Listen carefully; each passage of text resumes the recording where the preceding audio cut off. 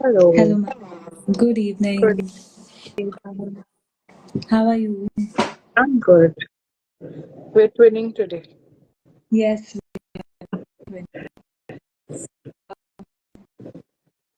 will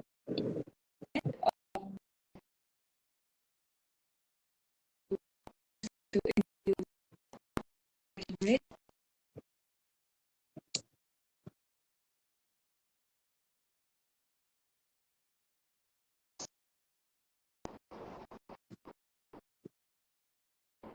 This time, yes, ma'am. We will be talking about New Year and resolutions and everything today. Since it's almost a month into January, into 2024 now, um, we just want to touch upon the topic of how many resolutions do really last. So a couple of days ago, we did a poll on our page about, how many people were still sticking to their resolutions, how many people did not keep resolutions, and how many people had already given up on their resolutions. And obviously, to not any surprise, most people had, already given up on their resolutions. There was, I think, only Yeah. one or two people who were continuing with the resolutions. I mean, kudos to them. Yes. That's great for them. But most population could not. And some of them, very few of them, did not keep any resolutions this year, which is also something we don't see that very commonly. I mean, people do keep resolutions every year as years come by. My first question, and I think a lot of people want to understand this, is about how we do keep goals. We keep forming goals. We set goals for semesters. We set goals for boards. We set goals for our career, our jobs, and everything. But why this different concept of new year, new me, of setting resolutions, setting goals for the year, setting new habits, trying to build new habits for the year? Why do you think this exists as a different standalone trend rather than just setting goals normally as we do? Yeah. I think, first of all, there's this difference between short term and long term goals. So, I could have some short term goals which I want to fulfill in a short duration. So, let's say I have a goal for this week to complete certain tasks, right? So, I'll have a to do list, a daily, weekly, monthly to do list. So, those are my short term goals. And then I'll have long term goals for like 3 months, 6 months, 1 year. And usually, the New Year resolutions start out, first of all, with a lot of peer pressure. And now we have the social media pressure of wanting to, live a certain lifestyle or wanting to keep up with certain trends or even keeping up with certain aspirations. So that's one like external pressure that we have.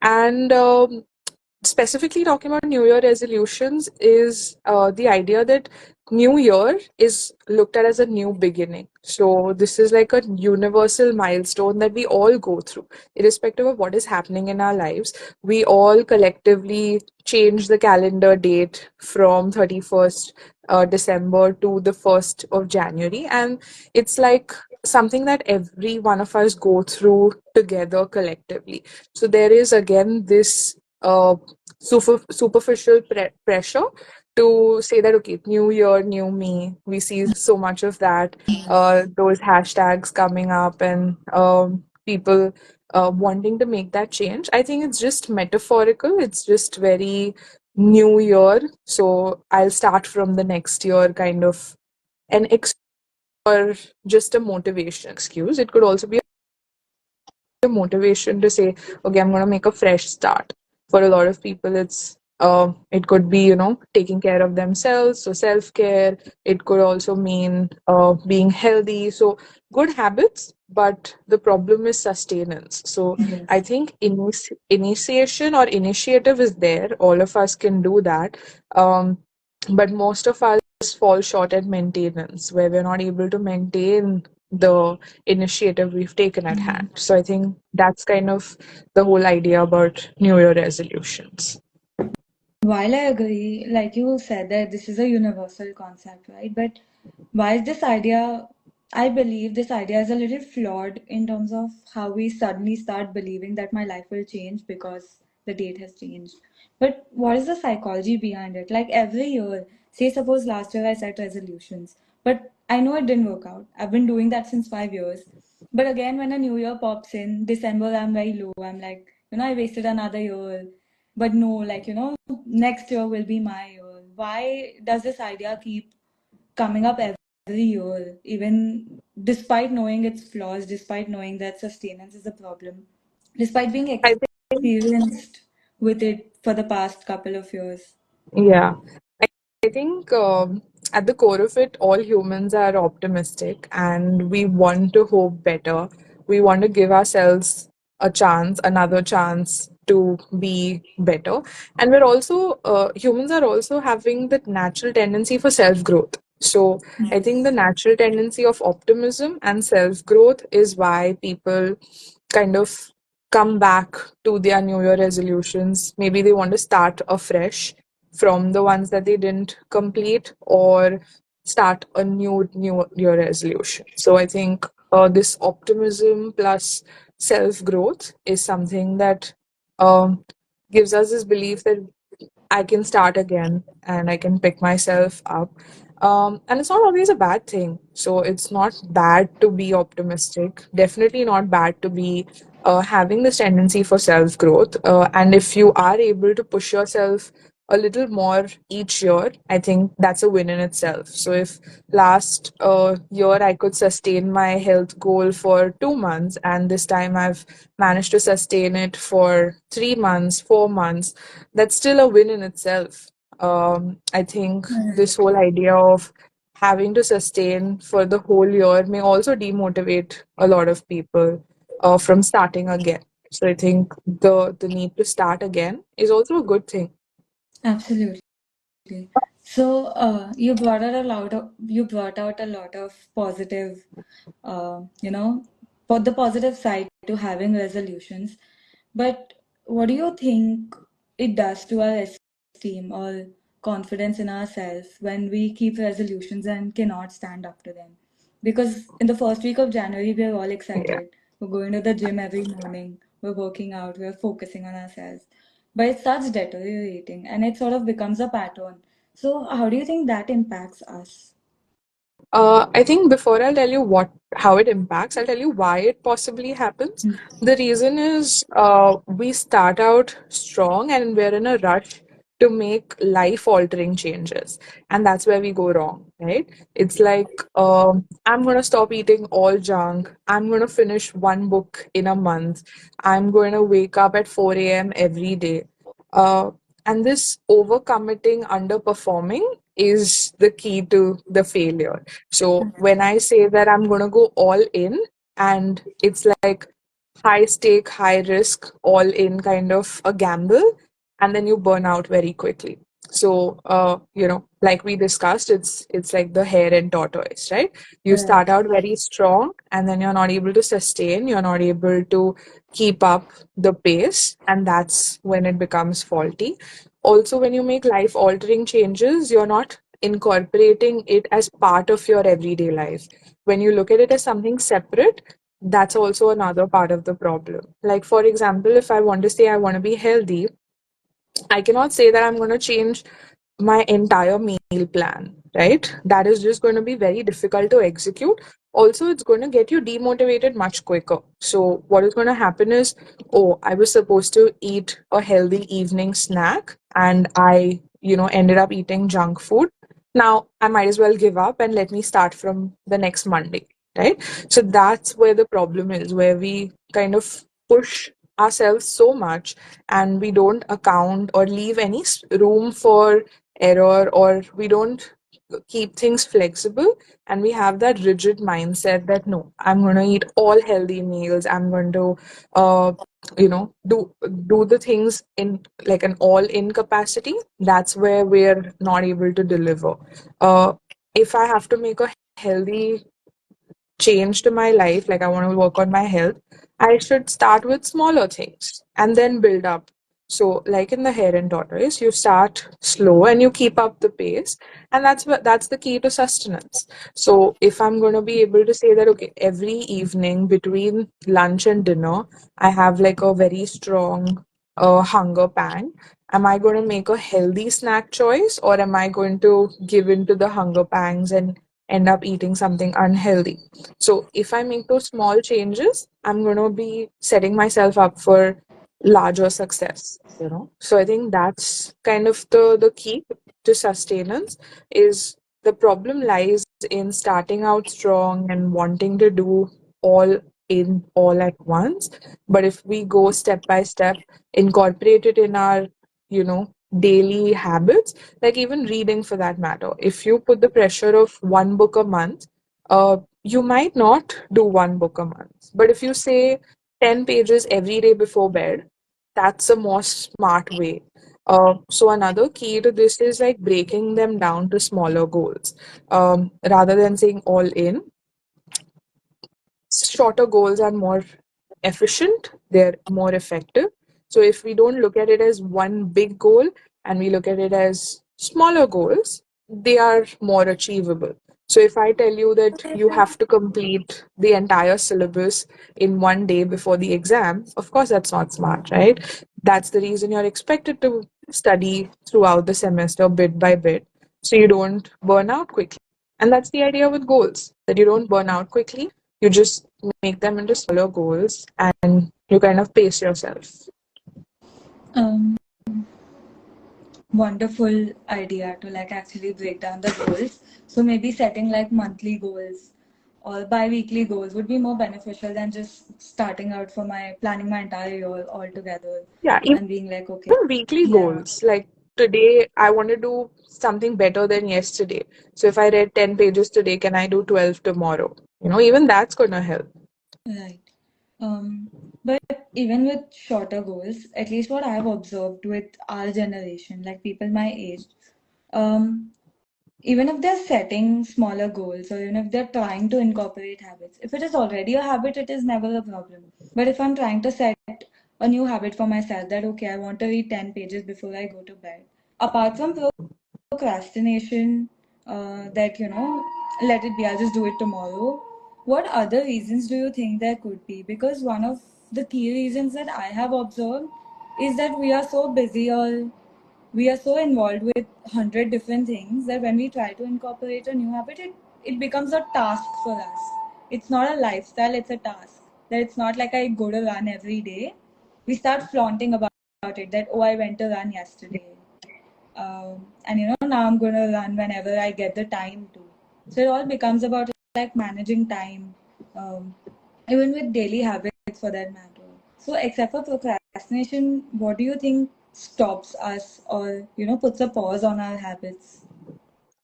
I think one of the major things that we fall short is uh, how we don't account for the larger picture.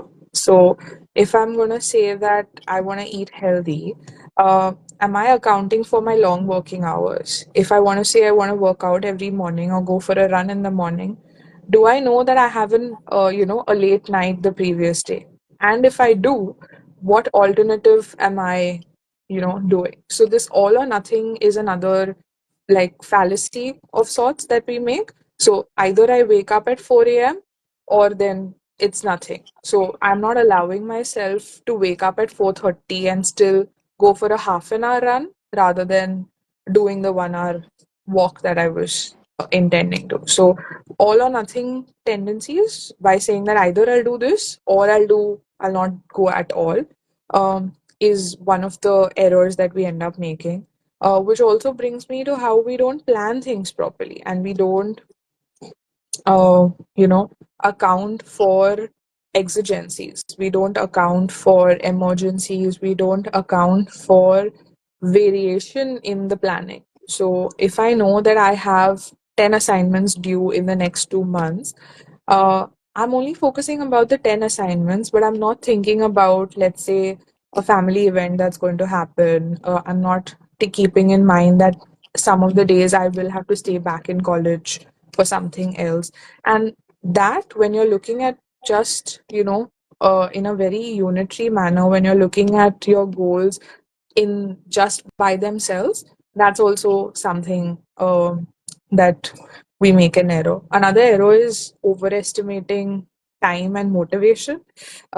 We feel like we have all the time in the world. We give ourselves shorter time for a given task. So if I feel like I would need 4 hours to complete a task, I will only give myself 4 hours. And I'm assuming that for all the 4 hours, I will have 100 on 100 motivation and concentration, which is not humanly possible.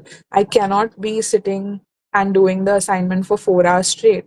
I am going to be distracted, or even if not distracted, I'll be expected to do other things. I'll have to have a meal. I'll have to catch up on other things that I need to do. I'll have to help around in the house, whatever. So I do not account for all those other things. And that's a planning fallacy, right? When I'm not planning, keeping in mind everything. So the kind of solution here is to have a list of tasks that you do on an everyday basis, so that you know that realistically, how do I insert this new goal that I have for myself. So if I'm saying that I want to wake up every day at 4 a.m. and go for a run, am I going to be able to plan my day such that I'm in bed at 10 p.m.? Only then would it be realistic for me to say go and go for a run at 4 o'clock. But if I feel like some days I might have to stay up late because of work, then can I allow myself to wake up at 6 o'clock and go for like a short walk, or just go to the gym for like 30 minutes? Is that what I'm allowing for myself?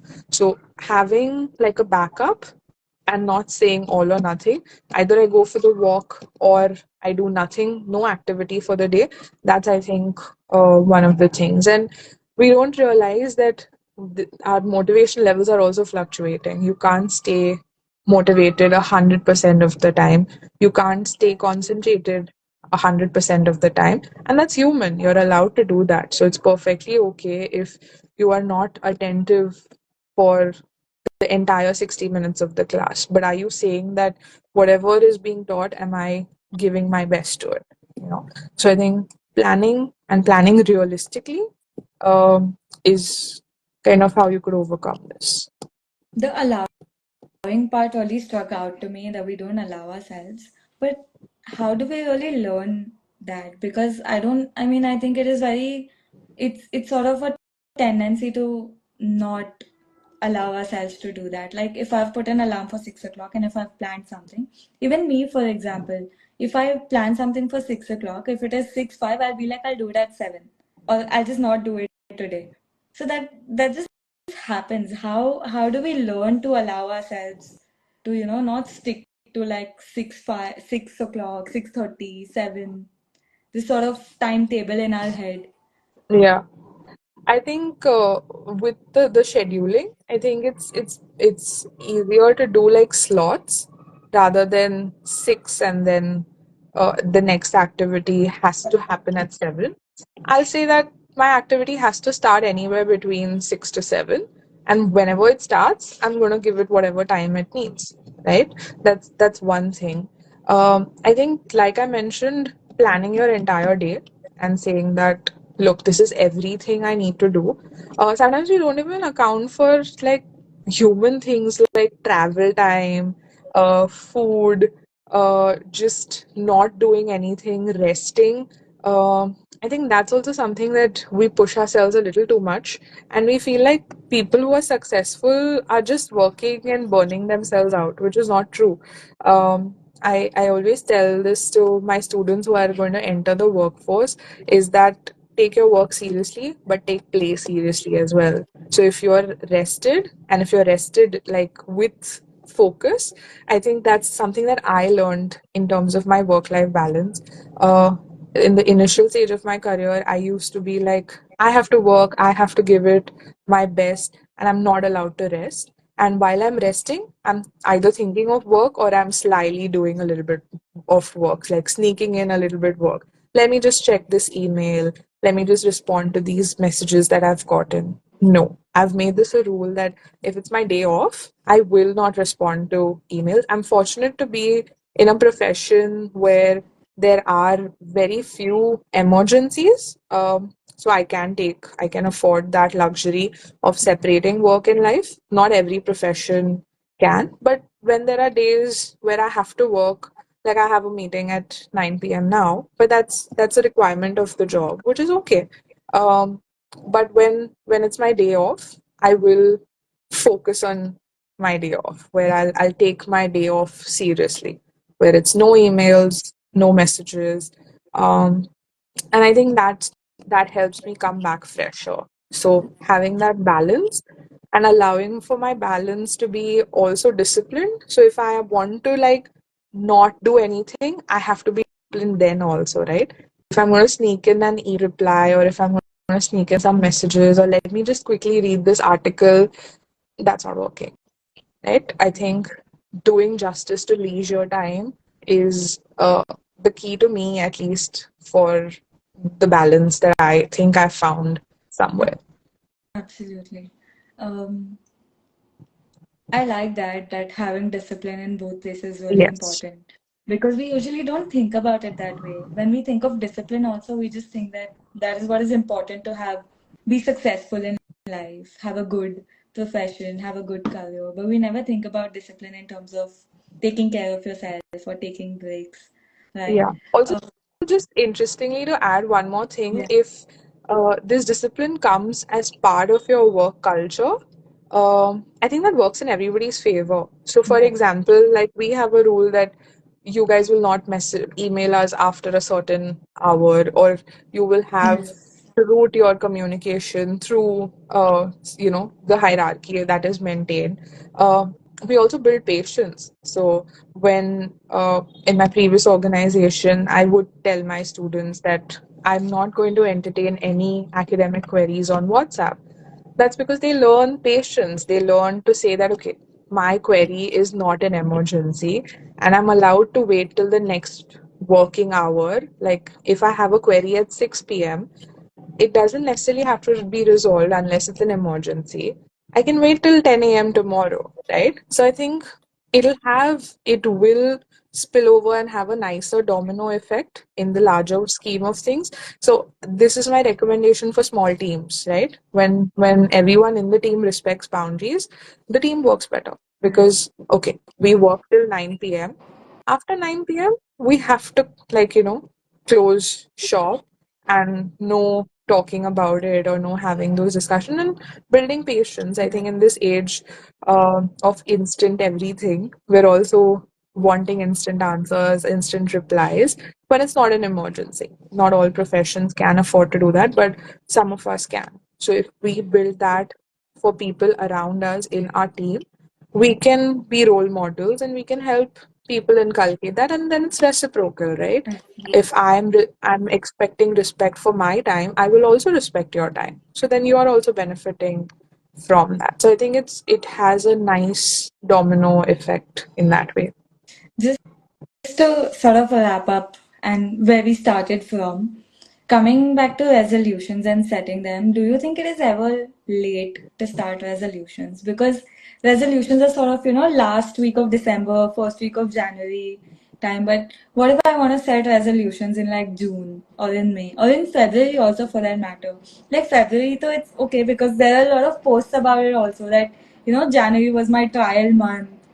February is when my year is starting and that. So people talk about February, but mid-year or any date per se, not like first of the month. Is it really ever too late to set resolutions during a year? I think it's never too late. I think looking at it not from a new year, new me, just new me, I think that's the solution. You leave the new year out of the bargain. Like you brought up, people say that, oh, February is the month that I start. I know a lot of people who do like from this birthday to next birthday. So Right. that's also something that people follow. So by the next birthday, I will have achieved so and so. Um, but I think looking at it as short term goals again is going to help. So saying that it's not my new year goal, it's just a goal for new version of me, right? So I can say it's Sayli 2.0, and then Sayli 2.0 has no upper limit. Her 2.0 can be completed in 2 months, 2 years, 20 years also, if that's what it takes. But Absolutely. that's okay. That's my own goal for myself, because the comparison is always with me. I feel like the pressure, because it's external, you feel like up to March aa gaya, now what? Now there's no scope for anything. Yeah. But that's Now because next you're year. going, yeah, that's because you're going with um, everybody's idea of time, right? You're going with everybody's. I think we spoke about this, about how the concept of time is also different for all of us, right? So if I ask you to count 1 minute, when your 1 minute will be up is probably different from when my 1 minute will be up. So we also have to account for how our perception of time is also different. So if I feel like my time is just a 2.0 for me, that could be whenever it is. So it need not be a calendar date, it just needs to be whenever I'm motivated. So I think whenever you feel like, you listen to your gut, and you kind of take the leap, and not put an upper limit to yourself, not put like a deadline. But if you have to, you only compare it to yourself and your own growth. I think sometimes deadlines are also required, like if you have an exam to prepare for, like people preparing for competitive exams, or some exams that are going to change the course of their career, and they don't have control over those dates, then of course they'll have to be a little bit strategic. Absolutely. But then again, that'll be very like a very microscopic kind of concentration. But other than that, if it's just a New Year resolution, let it not be a New Year, new me. Let it just be new me, a 2.0 for myself. The comparison is me. And I'd rather be the tortoise than the hare. Absolutely. Except for the tortoise and the hare, of course. One takeaway for me was how I can just focus on being better today or doing better today than I did yesterday. Because every Yeah. day is sort of like I can just be a new me every single day and keep developing on that finally achieve a long-term goal that I had. Right? Is there anything else that you would like to add? Uh, I think we are very critical of ourselves, and we're not easily forgiving of ourselves. We forgive others much easily than we forgive ourselves. And that's also part of the problem. Like I said, if there is flexibility, and if we allow for that flexibility, um, then we're good. We're having a healthy approach to this. But if I'm saying that no, you have to do it, the shoulds and the musts, that rigidity is unhealthy. So when I say that, okay, today was not my best, but I know that I can do better, and I think that's how we have to cut some slack for ourselves as well. And if we can forgive someone else, I think one of the things that I tell my clients also is, would you do that to yourself? Would you do that to someone else you loved? So if you have this standard for yourself, would you set the same standard for your own child, or your best friend, or your partner, right? Would you hold this so strongly against the people you love? And if the answer is no, then why not with yourself? So if I can forgive my partner, my child, my parent, my best friend, and say that it's okay, tomorrow's a fresh start, why can't you say that to yourself, right? And that's just being easy, and that's where it all comes together, right? Making short-term goals, being flexible, cutting some slack for yourself, and making this come together in the larger scheme of things. So I think we need to cut some slack for ourselves, and be as forgiving on ourselves as we would for the people we love. Absolutely. I just have a quick follow-up Yes. question about what you just said. You said, would you set the standard for your child or somebody else? But at least this is what I have understood of setting standards for yourself is because you know that you can do it, right? Like you sort of know that this is your capability. Like, for example, I was always, if I'm scoring 85 plus in boards or in my semesters and everything, so I expect myself, if I set a standard for my boards, that I will have to score 90 plus. But similarly, for a friend who I know scores like 70s, for her I would set the standard to 75 or 80, and I'll be okay if she scores uh, below what I had set for myself, right? But isn't that sort of ironical that the standard that I'm setting for myself, how do I compare that to setting a standard for somebody else? Because the standard I'm setting for myself is sort of based on knowing myself, how capable I am, or what is my threshold to achieve something. Yeah, so I didn't mean it by saying the same standard. I just meant, would you be as stringent? Would you hold it against them as strictly? Like, would you, you know, be as strict with them as you would, uh, you know, be for yourself? Of course, I will consider that I'm an 80 plus student, so 80 plus, but my friend is a 60 plus, so 60 plus. Right, But is it like, uh, so stringent that it has to be that right. way and there's no room for any fluctuation whatsoever? So I think it's just about how strict you Yeah. are and not the exact standard, but how much you would enforce it, right? And would you enforce it so strongly to the point where it's like a breaking point, right? Where you'd push it so much, would you really do that? And if the answer is no, then why not with yourself? Why are you pushing yourself to a breaking point? Why are you pushing yourself to burnout?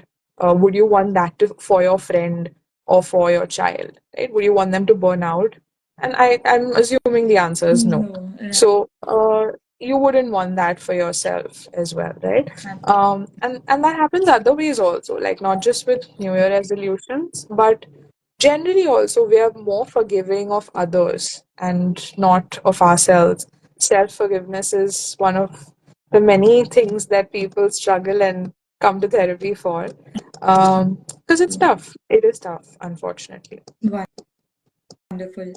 Because you brought up self-forgiveness, I just want to quickly, we started doing self-care Saturdays, and we've been doing it for 5 months. Every Saturday we put up something which is related to self-care, maybe some activity or a prompt, or we just ask the audience. And this Saturday we're doing an online meeting sort of thing where we are going to focus on self-forgiveness, because Oh, how nice. self-forgiveness is a huge, huge part of self-care, right? I might go for spas, I might do all my self-care, all my routines, but if I can't forgive myself or feel guilty about taking care of myself, then it's of no point, it's of no use. Absolutely. Um, so yeah, wonderful, wonderful talking to you. I know for a fact that the audience has learned a lot, because I learned a lot.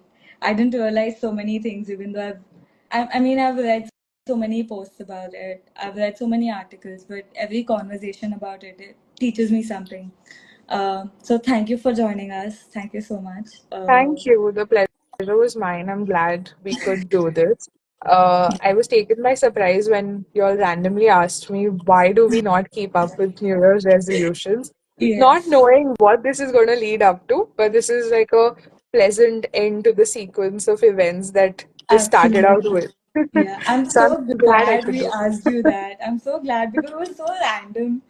it. It Because is we had totally random. considered, It was caught me off guard completely. yeah, and it was so random for us also, because we have a list of guests and we see what they're experts in. So we reach out to them accordingly. But this was way out of context even for us, because you've taught us evolutionary, you're teaching us sexuality, relationships, you're teaching us addiction. And New Year New Me is not really, a part of anything or any conversation that we've had previously also. Yeah, yeah. So it was a surprise, but I'm so glad we could do this. Yes. Genuinely glad. Thank you so much for joining us again. Good Thank you night. for having me. And I look forward to something more with Absolutely. you and the team, because this was really fun. It made me also think a little bit of, actually, why do we not keep up with Yeah, our resolutions? So yeah, this is great fun. I'm so glad. I'm so glad. And yes, obviously, we will be having more lives. We'll bring Yes. you again for sure. And thank you for everyone who joined. Yes.